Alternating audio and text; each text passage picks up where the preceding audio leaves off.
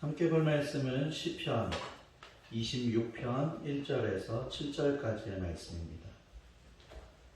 시편 26편 1절에서 7절까지의 말씀입니다. 제가 분독하겠습니다. 내가 나의 완전함에 행하였사오며 흔들리지 아니하고 여호와를 의지하였사오니 여호와여 나를 판단하소서. 여호와여 나를 살피시고 시험하사 내 뜻과 내 양심을 단련하소서.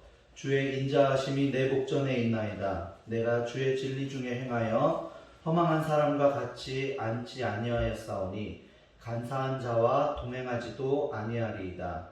내가 행악자의 집회를 미워하오리니 악한 자와 같이 앉지 아니하리이다. 여호와여 내가 무죄함으로 손을 씻고 주의 제단에 두루 다니며 감사의 소리를 들려주고 주의 기이한 모든 일을 말하리이다. 아멘. KS 마크에 대해서 들어보셨을 겁니다. 산업표준화법에 따라서 한국표준협회가 시험을 거쳐서 산업표준이라고 인정하는 제품, 서비스, 농축, 수산물, 가공식품에 부여하는 법정 임의 인증 마크입니다. 이는 광공업의 품질을 개선하고 생산 공정을 단순화시키고 통일화시킴으로써 산업표준화를 확립하여 경제적 효율을 극대화시키고 또 산업 경쟁력 향상과 국가 경제 발전을 위해서 마련된 인증 제도입니다. 이 마크가 있다는 것은 품질이 일정한 수준에 이르렀다는 그 인증의 결과이고 또 이 마크의 인증 절차가 있음으로써 더 좋은 품질의 제품들이 나올 수 있게 되는 그런 기능을 하게 되는 것입니다. 또 요즘에는 친환경 인증 표시로 농림축산식품부와 해양수산부가 친환경 인증 제도에 따라 친환경으로 인증한 농산물, 축산물, 수산물에 부여하는 인증 제도도 있습니다. 이처럼 인증 제도를 걸친 물건들은 더 나은 신뢰를 우리에게 주게 되고 또 더 좋은 제품을 만드는데 큰 영향을 주고 있습니다. 요즘 시대에 예배를 드리는 많은 사람들이 하는 말 중에 많은 비중을 차지하는 말이 무엇인지 아십니까? 오늘 우리 목사님 설교 좋았어. 혹은 조금 다르게 했으면 더 좋았을걸. 오늘 회중기도, 일반적으로 우리가 대표기도라고 하는데 장로님, 권사님, 집사님 대표기도 하는 분의 그 기도가 은혜로웠어. 그런데 그 내용을 뺐으면 더 좋았을 것인데. 성가대의 특성은 열심히 준비하고 잘한 것 같은데 조금 아쉬웠어. 등과 같은 말들입니다. 보다 더 은혜로운 예배를 위해서 얼마든지 할 수 있는 말이고 또 얼마든지 할 수 있는 생각이기도 합니다.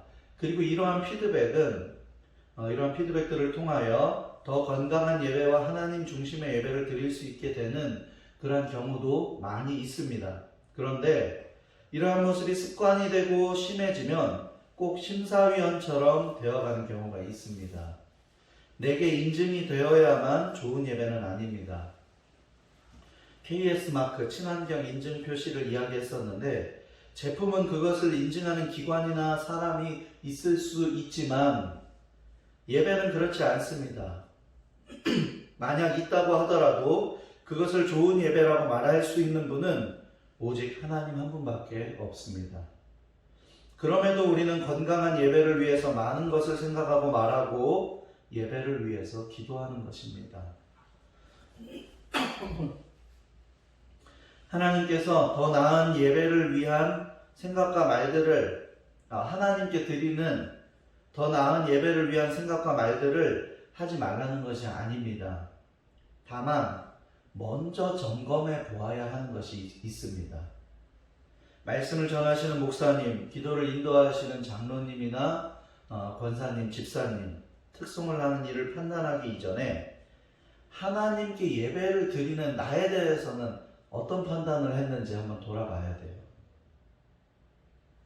또 믿음 생활을 하고 있는 나는 어떠한지 생각할 수 있어야 된다는 것입니다. 하나님 앞에서 다른 사람을 판단하고 평가하기 이전에 예배자인 나를 먼저 돌아볼 수 있어야 한다는 것입니다. 순서를 맡은 다른 사람들이 나에게 공감이 되는 예배를 드려야 은혜가 되는 예배가 아니라 내가 하나님 앞에서 엎드린 믿음의 예배가 되어야 하나님께 영광이 되는 예배가 될 수 있는 것입니다. 다른 사람들에게는 정확한 심사위원 같이 엄격하면서 나에게는 한없이 관대한 신앙생활을 하지는 않았는지 돌아보면서 하나님 앞에 온전하게 설 수 있는 저와 여러분들이 되기를 주의 이름으로 축복합니다. 시편 26편은 다윗의 시로 알려져 있습니다. 오늘 말씀을 보며 하나님의 마음에 합한 사람 다윗은 어떠한 믿음의 자세를 가졌는지, 그리고 하나님 앞에서 어떻게 자신을 확인하고 고백하는지 나누어 보고 하나님 앞에 영광이 되는 건강한 예배와 믿음 생활을 드릴 수 있기를 간절히 구합니다. 먼저 자신의 믿음에 대한 판단을 주님께 맡겼습니다. 1절 말씀해 보니 내가 나의 완전함에 행하였사오며 흔들리지 아니하고 여호와를 의지하였사오니 여호와여 나를 판단하소서. 저는 믿음 생활하면서 흔들리지 않고 믿음 생활을 하였다고 생각합니다. 주님을 의지하였습니다. 그것이 아닙니다. 그것이 끝이 아닙니다. 제 생각은 그렇지만 판단을 하나님께 맡깁니다 라고 지금 다윗이 고백하는 거예요. 많은 사람들의 표현 방법을 보면 하나님 제가 부족한 모습으로 살았지만 저 그래도 주님을 의지했습니다. 저 순간의 흔들림은 있었지만 그래도 하나님께 맡김으로 저는 믿음 생활을 하였습니다. 주님 아시지요? 주님이 증인이시지요? 하나님을 믿고 의지하는 것은 사실인데 판단은 내가 하고 그 판단을 하나님께서도 나와 같이 판단하기를 요구하는 경우의 모습이 실제로 많이 있다는 것입니다.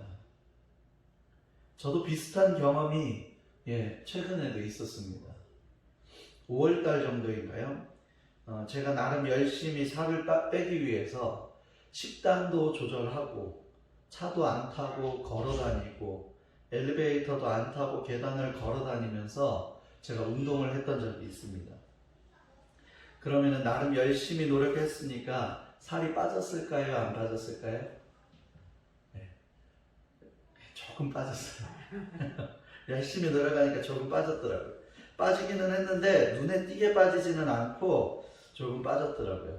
근데 이게 제가 생각할 때 저한테 중요한 게 뭐예요? 빠진 것도 중요하지만 제가 열심히 노력했다는 이 노력이 중요한 거예요. 저한테는 또. 그럼 제가 이것을 누구에게 확인을 받는 말들을 할까요? 어디 뭐 모르는 사람 찾아가서 저 살 빠진 것 같지 않나요? 뭐 이런 얘기들 할까요? 아니에요. 가족들에게 물어봅니다.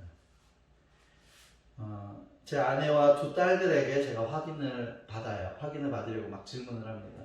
그럼 저희 둘째는요, 아빠 배는 아직도 큰데? 이렇게 말해요.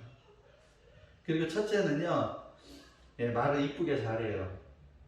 아빠는 지금도 멋있지만 살을 많이 빼서 더 멋진 아빠가 되었으면 좋겠다고 말합니다. 뭐예요? 살이 안 빠졌다는 거죠. 제 노력은 노력이고 마음에 드는 판단을 듣고 싶어서 물어보지만 별 소득이 없었습니다. 그러면 제가 포기할까요? 아닙니다. 아직 아내가 남아있죠. 그러면요 막 설명을 합니다. 여보 나 요즘에 밤 양도 많이 줄이고 저녁 7시 이후에는 물만 먹고 내가 많이 걸어다니고 또 엘리베이터도 안 타고 내가 계단도 막 걸어오고 하는데 나 어때 보여? 라고 묻습니다.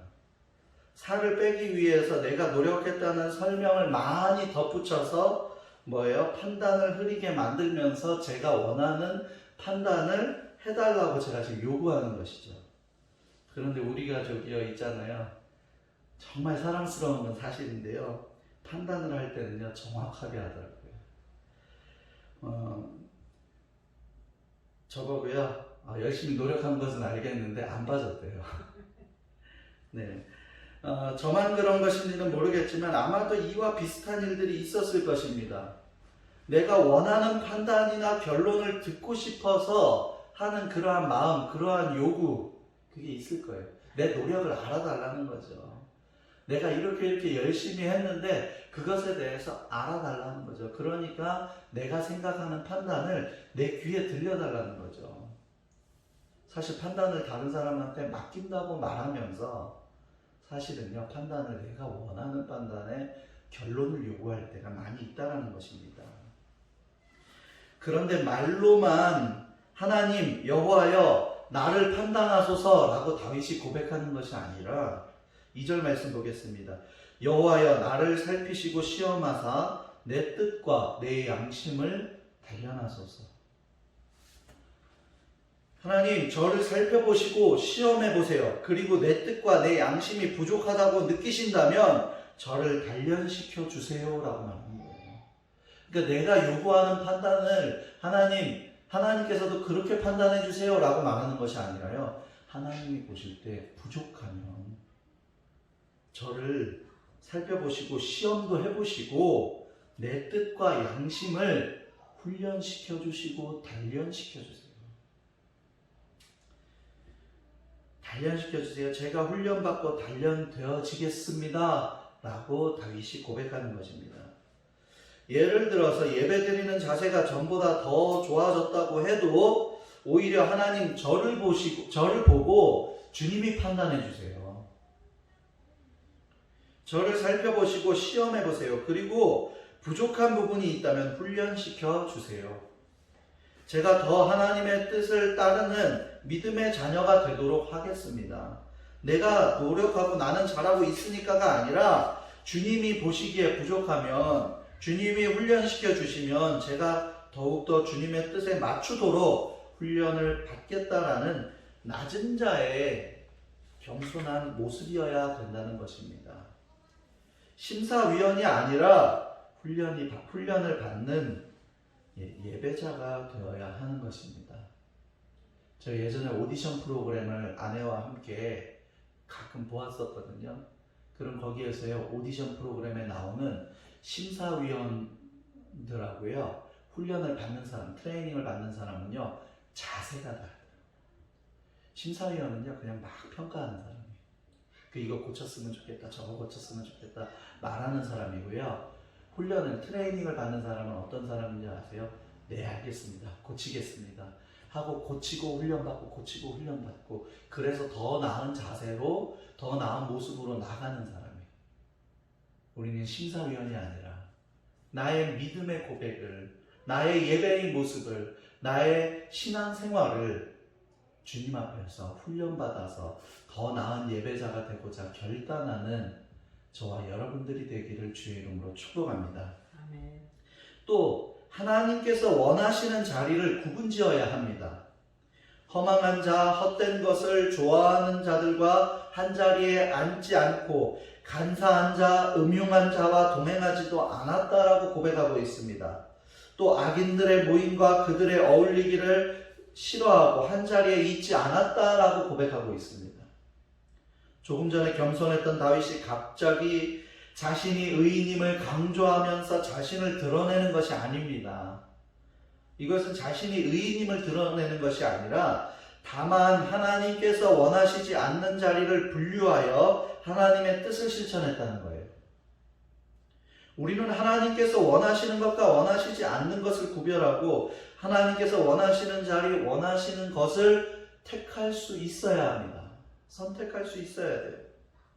이것을 성경에서는 뭐라고 말하냐면요, 거룩이라고 말하는데 거룩의 뜻은 잘라내다, 분리하다 라는 뜻을 가지고 있습니다. 예배를 드리고 신앙생활을 하는데 필요한 것 중에 하나가 바로 이 거룩입니다. 주의 영광을 위해서 자를 것은 자르고 분리할 것은 분리해야 하나님께서 기뻐하시는 판단을 하실 수 있는 것입니다. 물에 빠져 죽은 오리라는 이야기가 있습니다. 자동차 서비스 회사에 근무하는 동생이 오랫동안 서울 본사에서 근무하다가 일산에 있는 회사의 부품 창고로 자리를 옮기게 되었습니다. 울적해진 동생은 기분도 달랠 겸 창고 옆에 오리를 키울 수 있는 작은 수영장을 만들었습니다. 수영장이라고 해봐야 이런 어린아이들이 물장구나 치며 놀만한 크기의 널찍한 그런 물통이 전부였습니다. 그리고 나서 퇴근하기 전에 오리 농장에 달려가 청둥오리를 한 마리 사서 물에 넣었습니다. 그런데 다음날 아침에 밤새 안녕할 것을 기대하며 출근을 해보니 오리가 물통 속에서 죽어 있는 게 아니겠습니까? 깜짝 놀라 오리를 이리저리 뒤척여 봐도 짐승에게 물린 흔적은 없었습니다. 그렇다고 해서 수영이 전문인 오리가 물통 턱을 기어 올라가지 못하고 그곳에서 물에 빠져 죽을 리는 없다는 생각에 결국 오리 농장에 가서 주인에게 따져 물었습니다. 하지만 자초지정을 들은 농장 주인은 그것도 몰랐느냐며 이런 말을 해요. 이 오리는 오리 농장에서 부화하고 키운 오리입니다. 그래서 수영을 할 줄 모릅니다. 게다가 이 오리는 어릴 때부터 물속에 집어넣지 않았기 때문에 깃털에 기름이 분비되지 않아 물에 잘 뜨지도 못합니다. 외모가 오리라고 해서요, 모든 오리가 수영을 할 수 있는 것은 아니듯 교회에 다닌다고 모두가 그리스도인으로서 바르게 사는 것이 아닙니다. 저는 이 물에 빠져 죽은 오리라는 이 책의 제목의 이 내용을 보면서요, 오리는 당연히 떠야 되는 거 아닌가라는 생각을 했어요. 근데 이런 경우가 있나 봐요. 오리가 처음부터 물에 들어가지 않았기 때문에 기름이 분비되지 않아서 물에 뜨지 못한다라는 사실. 외모가 오리라고 해서 다 오리가 아니고 교회를 다닌다고 해서 다 그리스도인이 아니라는 거예요. 하나님을 믿는 믿음이, 거룩이, 구별됨이, 하나님께서 원하시지 않는 것을 잘라냄이 우리들이 믿음 생활하는 데에 있어야 할 믿음의 고백인 줄로 믿습니다. 하나님을 믿는다고 말하면서 거룩이라는 것을 멀리한다면 사실 그 믿음의 고백을 하나님께서 기뻐 받으실까? 라는 이 질문을 스스로 던져볼 수 있어요. 거룩이 똑같은 모양이 필요한 것이 아니라 거룩이 필요한 것입니다. 다윗은 거룩한 자리의 선택과 거룩의 모습으로 하나님께 준비된 사람이었습니다. 우리도 거룩한 그리스도인으로서 선택하고 주를 따를 수 있기를 원합니다. 마지막으로 주를 높이고 감사해야 됩니다. 6절 7절 말씀 제가 읽겠습니다. 여호와여, 내가 무죄함으로 손을 씻고 주의 제단에 두루 다니며 감사의 소리를 들려주고 주의 기이한 모든 일을 말하리이다. 오늘 성경의 기록은 고난 중에 있는 다윗이 공의의 하나님께서 다윗을 직접 판단해 주실 것을 구하는 내용이었습니다.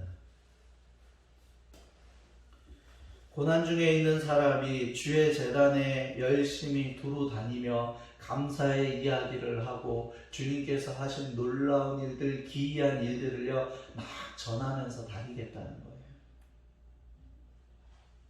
2020년 코로나와 함께한 한 해라고 말해도 과언이 아닐 것입니다. 어디를 가도 이슈이고 코로나 중심의 대화, 코로나 중심의 삶이었던 것 같습니다. 여러분, 나는 코로나 중에도 다니는 자리에서 하나님께 감사하고 하나님께서 보이신 놀라운 일을 말하겠습니다 라고 고백할 수 있습니까? 하나님은 고난 중에는 쉬시고 일하시지 않는 분이 아니십니다. 고난 중에 있다 할지라도 하나님께서는 여전히 일하시고 역사하시는 분이십니다. 더욱이 하나님의 일하신 역사하심은 너무나도 놀랍습니다. 기이합니다. 내가 받는 어려움, 고난에만 집중하는 것이 아니라 고난 중에도 일하시는 하나님께 감사하고 그 하나님을 나타낼 수 있는 삶이 되기를 원합니다. 다른 사람들이 감사할 수 없는 상황에서도 하나님 한 분 때문에 감사할 수 있는 우리들이 되기를 원합니다. 감사할 수 있는 환경에서만 감사할 수 있는 사람이 아니라 어려운 환경 중에도 감사의 마음을 허락하시고 역사하시는 하나님을 고백하고 또 감사의 마음을 전할 수 있는 우리 꿈꾸는 교회와 모든 성도들이 되기를 주의 이름으로 축복합니다. 아멘. 기도하겠습니다. 사랑과 은혜가 풍성하신 하나님, 참 감사를 드립니다. 오늘 말씀을 들으면서 주님 앞에 고백합니다. 말씀을 판단하고 또 기도를 판단하고 찬양을 판단하기도 하였습니다. 더 좋은 예배, 더 건강한 예배를 위한 소망이 될 수 있지만 오히려 그것이 판단하는 모습이 될 수도 있습니다. 하나님, 이왕 판단한다면 하나님 앞에 서 있는 나를 판단할 수 있는, 말씀 앞에서 나를 돌아볼 수 있는 믿음을 허락하여 주시옵소서. 내가 말씀을 잘 듣고 있는지, 나는 기도 생활을 잘 하고 있는지, 나는 하나님을 잘 높여드리고 있는지, 주여 말씀으로 나를 판단하여 주시고 나를 훈련시켜 주시고 내가 고난 중에도 감사의 사람이 될 수 있도록 나를 인도하여 주시옵소서. 세상에서, 주님께서 허락하신 세상에서 살아가지만 주님을 닮아 주님을 따라 거룩한 자 되게 하여 주시옵소서. 항상 함께 하실 주님을 높이 찬양드리며 감사드리며 예수님의 이름으로 기도합니다. 아멘.